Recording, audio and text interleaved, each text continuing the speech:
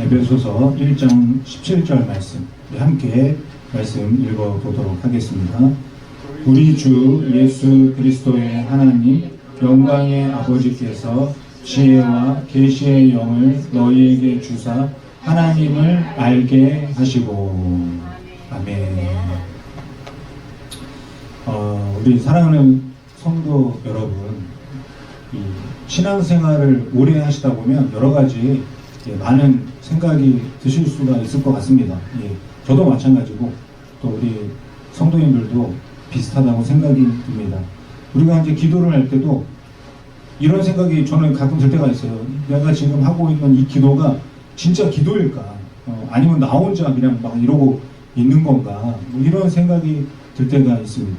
그리고 하나님이 계신다고 하는데 나는 왜 이렇게 안 느껴지지? 막 이런 생각이 들기도 하죠. 그래서 하나님을 내가 정말 알고 있는 건가? 이런 생각을 하게 됩니다. 제가 말씀을 준비하고 기도를 하고 예배를 섬기지만 어느 순간은 하나님이 가깝게 느껴질 때도 있는데 또 어떨 때는 하나님이 멀리 느껴지지 않는 것 같은 그런 순간도 있습니다.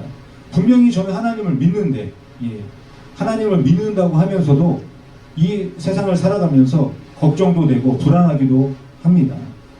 오래 신앙생활을 했는데도 왜 이럴까요?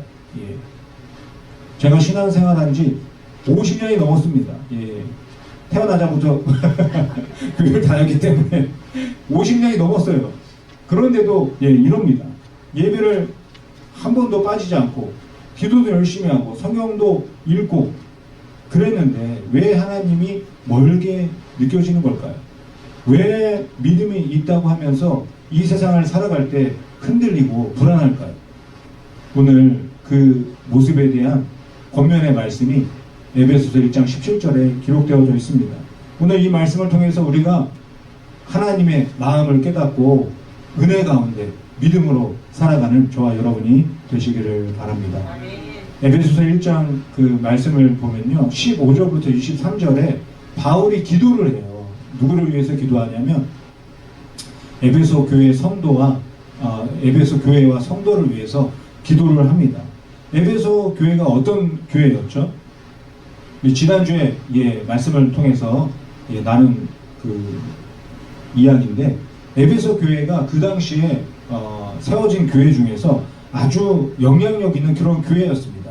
바울이 3년 동안 그곳에 머물면서 그 교회를 섬기고 세웠습니다.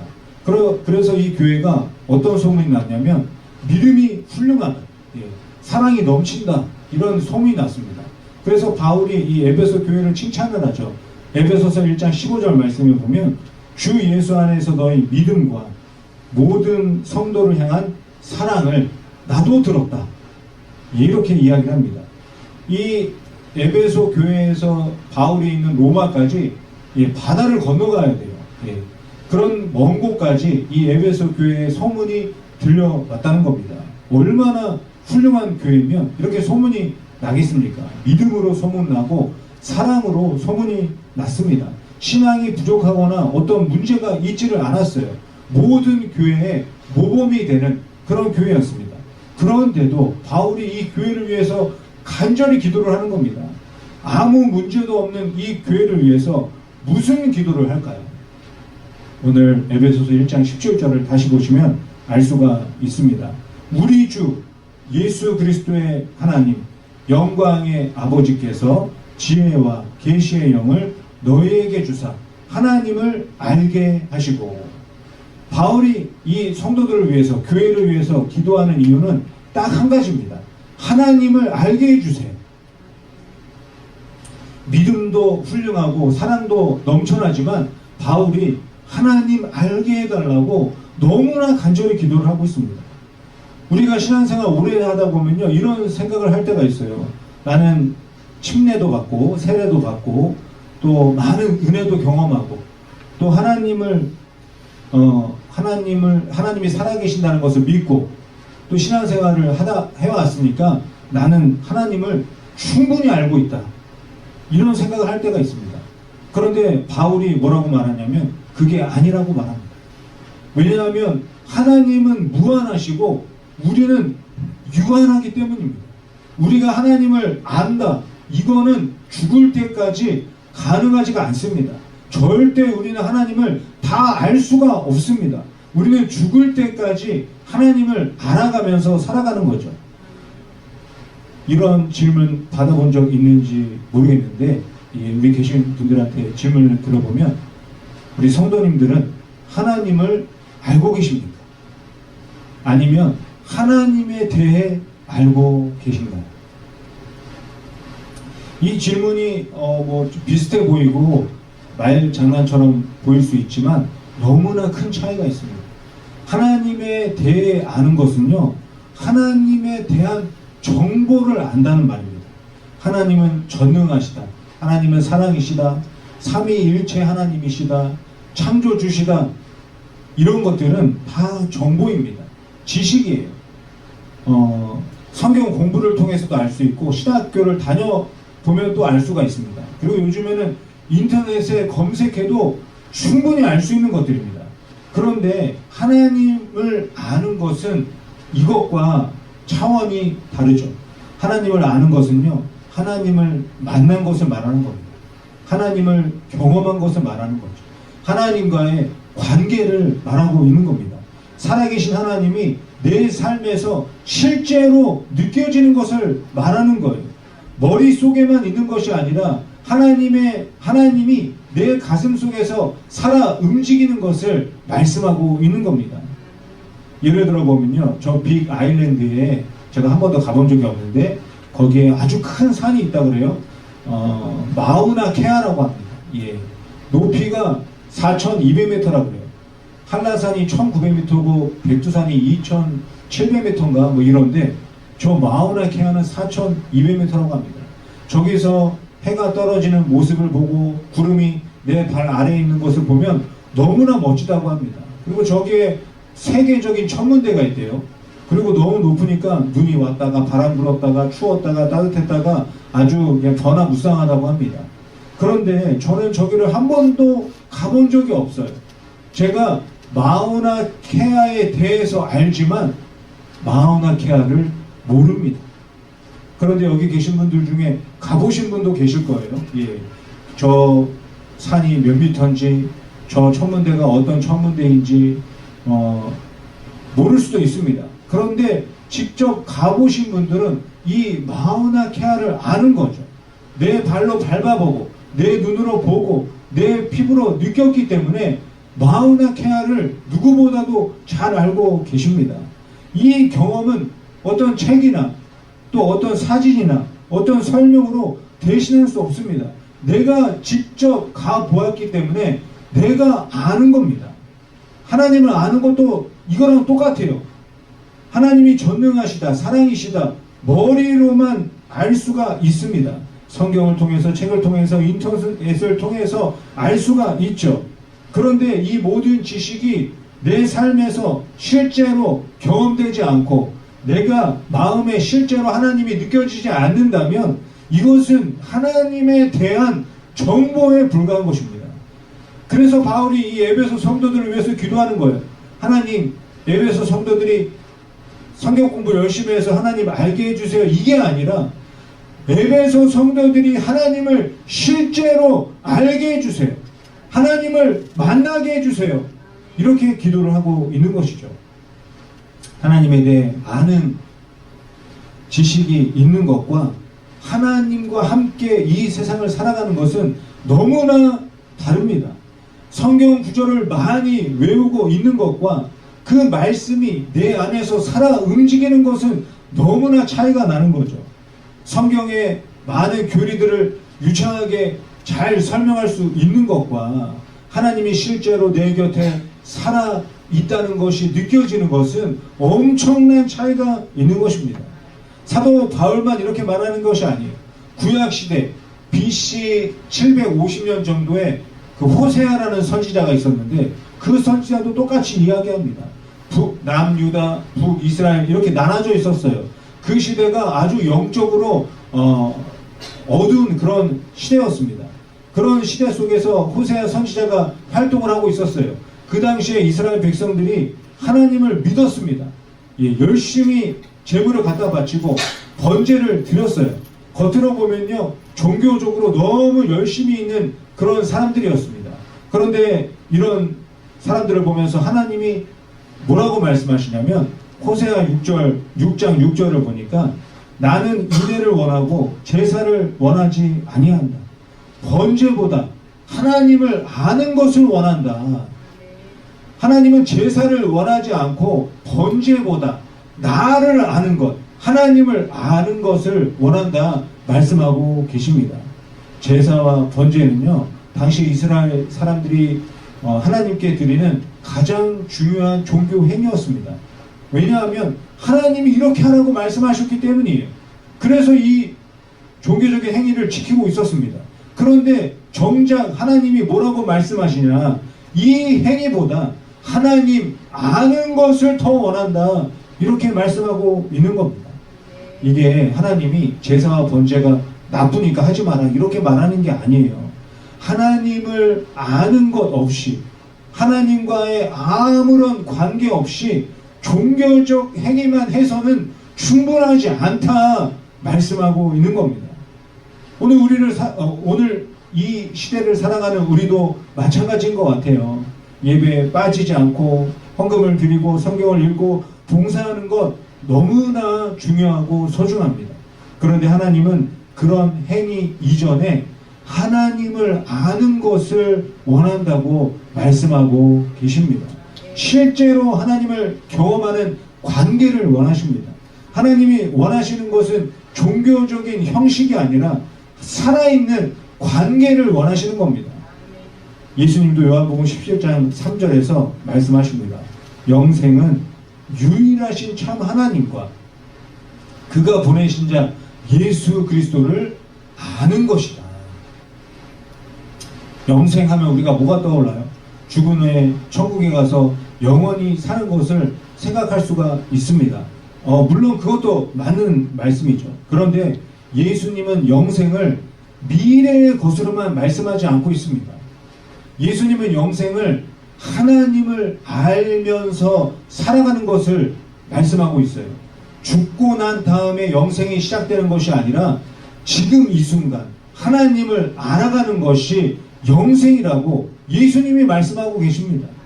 여기서 안다는 단어는 정보를 얻는 것만을 말하지 않습니다. 직접적인 경험을 말하고 있고 관계를 말하고 있고 그 관계 속에서 서로를 더 깊이 알아가는 것을 말씀하고 있습니다.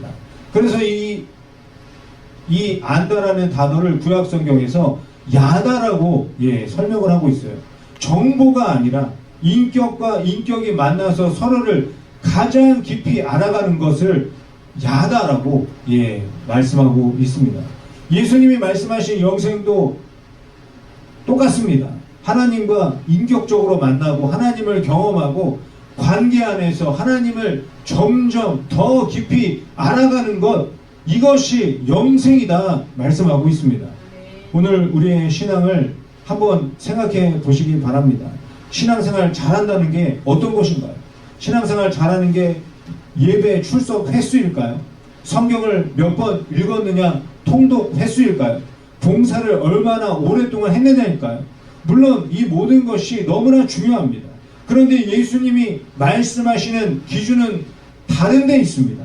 하나님을 얼마나 알고 있느냐, 하나님과의 관계가 얼마나 실제적이냐, 이것이 신앙의 본질이라고 말씀하고 있습니다. 요한복음 20장에 보면요, 예수님이 부활하시고 무덤이 비워진 그런 때가 있었습니다. 막달라 마리아가 그 무덤에 예수님 시신이 있는 줄 알고 갔다가 보니까 무덤이 없는 거예요. 아니, 시신이 없는 거예요. 그러니까 이 막달라 마리아가 너무나 슬퍼하면서 울고 있습니다. 그때 두 천사가 나타나서 마리아에게 말을 해요. 요한복음 20장 13절에 보니까 왜 우느냐 이렇게 천사가 물어봅니다. 그런데 마리아가 대답을 하죠. 사람들이 누군가가 와서 예수님의 시신을 가져간 것 같다. 그 시신이 어디 있는지 몰라서 내가 이렇게 울고 있다. 마리아가 말합니다. 그렇게 말하고 있을 때 부활하신 예수님이 그 뒤에 나타나십니다. 부활하신 예수님이 마리아 바로 앞에 서 계셨어요. 그런데 마리아가 예수님을 알아보지를 못합니다. 그때 예수님이 요한복음 20장 15절에서 마리아에게 말하죠. 여자여 어찌하여 울고 있느냐, 누구를 찾고 있느냐. 마리아는요, 그 사람이 무덤을 지키는 사람인 줄 알았습니다. 당신이 만약에 예수님 시신을 옮겼으면 어디에 두었는지 내게 알려주세요. 내가 가져가겠습니다. 마리아가 부활하신 예수님을 알아보지를 못합니다. 천사도 보았고 빈무덤도 보았고 부활하신 예수님도 보았는데 알아보지를 못합니다. 그때 예수님이 20장 16절에서 마리아를 부르십니다. 마리아야. 그 부르심을 듣고 마리아가 라보니, 선생님, 그제서야 예수님을 알아보게 되는 거죠. 마리아는요, 예수님에 대해서 많은 것을 알고 있었습니다. 어디에서 어떻게 태어났는지, 예수님이 어떤 기적을 행하시고 어떤 말씀을 전하셨는지, 3년 동안 같이 있으면서 예수님에 대해서 많은 것을 알고 있었어요. 그런데 부활하신 예수님이 눈앞에 있는데도 알아보지를 못했습니다.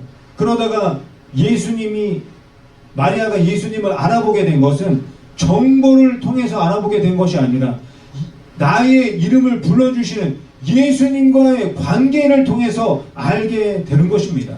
예수님이 먼저 다가오셔서 마리아야 이렇게 불러주시는 인격적인 이 만남을 통해서 알게 된 것입니다. 하나님을 아는 것은요, 정보가 아닌 만남입니다. 지식이 아닌 음성이에요. 교리가 아닌 관계입니다.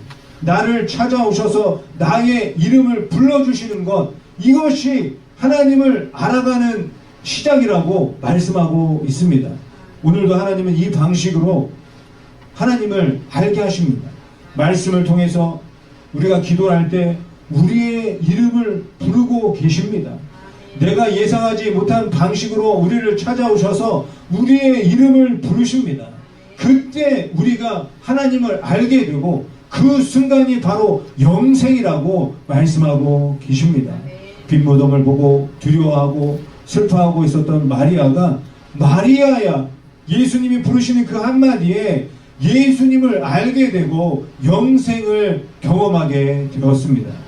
죽고 난 다음 앞으로 우리가 경험하게 될 미래가 아니라 지금 이 순간 예수님을 인격적으로 만나는 것이 영생이다 말씀하고 있습니다. 오늘 우리에게도 이런 순간이 찾아올 수 있습니다.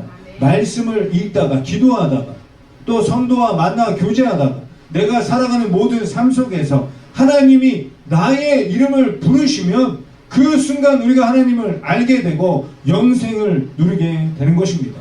그렇다면 어떻게 해야 하나님을 알 수 있겠습니까? 더 열심히 기도하면 알게 될까요? 성경을 더 많이 읽고 신앙 서적을 열심히 읽으면 알게 될까요? 이런 것들이 도움이 될 수 있습니다. 그런데 바울은 이게 전부가 아니라고 말합니다. 에베소서 1장 17절을 다시 보시면 지혜와 계시의 영을 너희에게 주사 말씀하고 있습니다. 지혜와 계시의 영은요, 성령님을 말씀하고 있는 겁니다. 하나님을 아는 것은 인간의 노력만으로 되지 않는다는 겁니다. 성령님이 오셔서 지혜와 계시의 영인 성령님이 도와주셔야 된다 말씀하고 있는 것이죠. 우리가 신앙생활을 생각하다 보면요, 내가 열심히 노력해야 된다는 그 생각이 이상하게 자연스럽게 연결이 됩니다. 더 열심히 노력하고 더 열심히 섬기고 공부하면 하나님을 더 잘 알게 될 것이다 생각하게 됩니다. 물론 노력하고 훈련 받는 것은 중요하죠. 그런데 하나님을 아는 것의 핵심은요, 내가 얼마나 열심히 올라가느냐가 아니라 하나님이 얼마나 낮은 곳까지 나를 찾아 내려오시느냐, 여기에 신앙의 핵심이 담겨져 있다는 겁니다. 마리아가 자신의 노력으로 부활하신 예수님을 알아본 것이 아니라 예수님이 마리아야 먼저 불러주시면서 찾아오신 하나님을 통해서 알게 되는 것입니다. 그 통로가 바로 무엇이냐? 성령 하나님이십니다. 그런데 놀라운 사실은요, 성령님은 이미 우리 안에 계신다는 겁니다. 우리가 예수님을 나의 주인, 나의 구주로 믿는 순간에 우리 안에 성령님이 이미 찾아오셨습니다. 그래서 우리에게 필요한 것은 우리 안에 계신 성령님이 일하실 수 있도록 우리의 마음을 여는 것입니다. 어떻게 마음을 열겠어요? 기도하는 겁니다. 성령님, 내가 하나님을 알 수 있도록 도와주세요. 내가 하나님 만날 수 있도록 성령님 도와주세요. 이렇게 기도할 때 우리의 마음이 열리게 되는 것입니다. 바울도 처음에 예수님 믿기 전에 이런 경험을 했어요. 다메섹으로 바울이 가고 있었습니다. 다메섹이라는 어떤 지방으로. 왜 갔냐면 예수 믿는 사람들 잡아가지고 감옥에 넣으려고 가고 있었어요. 그런데 가는 길에 예수님을 만납니다. 예수님이 뭐라 그랬어요? 바울의 옛날 이름 사울이라는 이름이었는데 그 이름을 부르십니다. 사울아, 사울아. 나의 이름을 부르시는 예수님을 만나고 바울이 말에서 떨어지고 바울의 삶이 완전히 달라지게 되었습니다. 예수님을 알게 된 바울은 감옥에 갇혀 있으면서도 이렇게 고백합니다. 빌립보서 4장 11절에 보면 어떠한 형편이든지 내가 감옥에 있든지 나는 자족하기를 배웠다, 이렇게 말씀하고 있습니다. 여기서 배웠다는 말은요, 처음에는 그러지 않았다는 거예요. 과정이 있었다는 겁니다. 바울이 감옥에 갇히기도 하고 매를 맞기도 하고 배를 타고 가다가 배가 부서지기도 하고 밥을 못 먹었고 굶기도 했습니다. 인간적으로 보면 너무나 비참합니다. 그런데 그 과정에서 바울이 하나님을 알아갔습니다. 어떠한 형편에서도 하나님이 실제로 살아 계신다는 것을 경험했습니다. 감옥에 있으면서도 하나님을 느꼈습니다. 그래서 어떠한 형편에 있든지 나는 자족하기를 배웠다고 말하고 있는 겁니다. 상황이 좋아서가 아니라 하나님을 알았기 때문입니다. 하나님을 알게 되었다고 해서 상황이 달라지지 않을 수 있습니다. 문제가 사라지지 않을 수 있습니다. 그런데 하나님을 알게 되면 내가 이 세상을 바라보는 해석이 달라지게 됩니다. 같은 상황을 보면서 다른 의미를 찾고 발견하게 됩니다.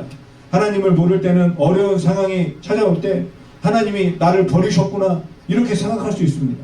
그런데 하나님을 알게 되면 하나님이 이 순간을 통해서 나를 만들어가고 계시는구나, 나를 빚어가고 계시는구나 깨닫게 되는 겁니다. 상황은 여전히 똑같습니다.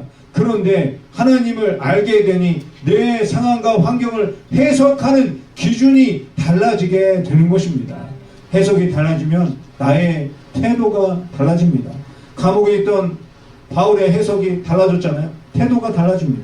태도가 달라지면요, 내가 하는 고백이, 말이 달라지게 됩니다. 말이 달라지면 나하고 많은 사람들이 관계를 맺고 싶어요. 관계를 맺고 싶어 합니다. 저렇게 힘든 상황 속에서 어떻게 저 사람은 저렇게 말할 수 있는 것인가? 관계를 맺고 싶어 합니다. 관계를 맺게 되면 우리의 삶이 달라지게 되는 거예요.